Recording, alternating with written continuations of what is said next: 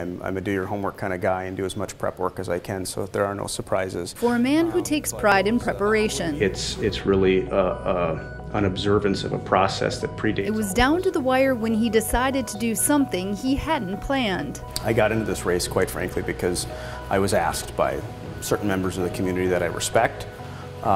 Didn't have a lot of time to think about it.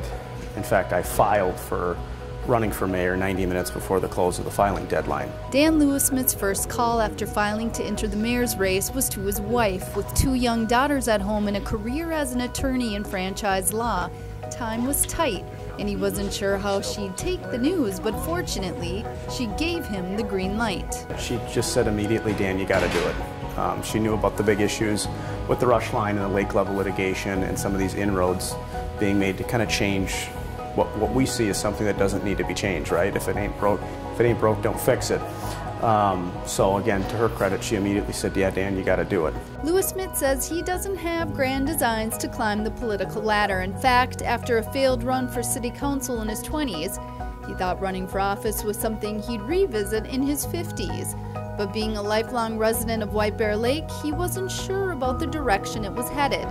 He felt he had to act rather than merely watch. My vision isn't necessarily to do something in particular, but rather preserve what we know and love about White Bear and what generations before me have come to know and love about White Bear. During Louismet's campaign, he was vocal about his opposition to the Rush Line and the No Rush Coalition threw its support behind him, and just 8 weeks into his tenure, he was able to deliver.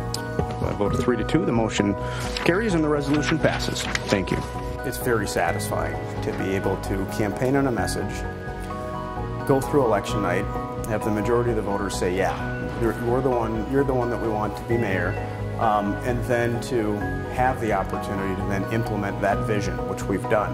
It's very satisfying. At just 36 years old, Louismet takes a rather philosophical approach to life, mindful of enjoying each stage. Whether it was a student and then newly married and then a new dad, and then as the girls get older, that's one thing I pride myself on, is being able to stop and smell the roses and just take a snapshot of where you're at. As we walked through downtown, he talked about his patronage to the businesses here, one of his favorite spots being Brick House in Washington Square. We've got our quaint little small town and everybody knows each other. Getting to know business owners and coming to understand their goals. We have this nice equilibrium downtown. Most of the business owners don't have grand plans to, triple or quadruple their scale in business. They're not looking to scale up and then move outside the city. They recognize the value of what this downtown has and what the surrounding communities are able to provide by way of customers and loyal customers at that.